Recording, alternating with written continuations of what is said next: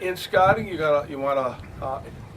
the best scout you got is whoever's land, the owner of whoever's land you're hunting, because the information they can give you can cut down to many. Like they're saying, hey, every morning at 10 o'clock I see 5 birds out in that field. Well, guess what? That's a good place to start looking. So information you get from the landowner is the best. If you're hunting state land, then you need to go kind of do it yourself, and you look for things that shows turkey presence, which would be a good sign is dusting pits. Turkeys have little lice on them, and it's called turkey lice.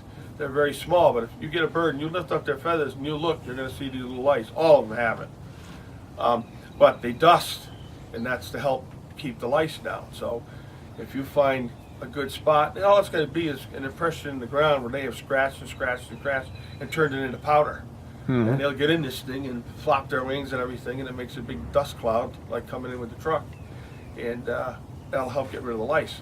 So that's one of the things. Obviously, you look for feeding areas, and that's very easy to find because you'll see where they've been scratching. And if there's scratch marks all over the place and look like fresh ones and old ones, that means, hey, they're hanging in here. This is a pretty good spot. I like to look for roosting areas because that's where I like to kind of start in the morning. And a good roosting area will normally be usually along water or up on a hillside. And the birds in Connecticut like to roost in white pines if they can. In other words, it's going to be a big oak, but white pines is their favorite. And you're going to find a roosting spot by finding lots of droppings, under the tree. Or, which is easier, go there half an hour before it's dark and call, and you'll find out, where they're going to, when you hear them at 30 minutes before it gets dark, they're going to be there the next morning. Within that little geographic area, they're going to be there. And that's what I try to do. I always try to roost birds at night. That way I know right where I'm going to start off. Now, not everybody can do that, because that's a 2-day commitment to do that. So if you got to travel, it's kind of a pain.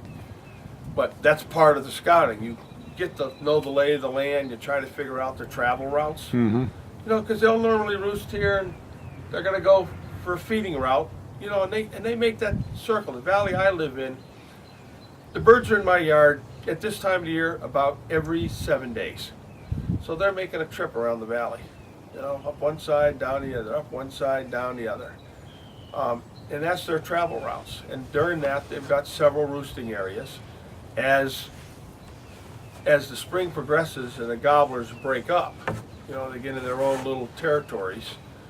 You may have a dominant bird with several inferior birds, which are usually going to be jakes or real young gobblers. And they'll kind of go back to that same area. That's theirs, and if they got a little pile of hens with them, this is great, But if you don't have the opportunity to roost them, then you got to go out, start the best spot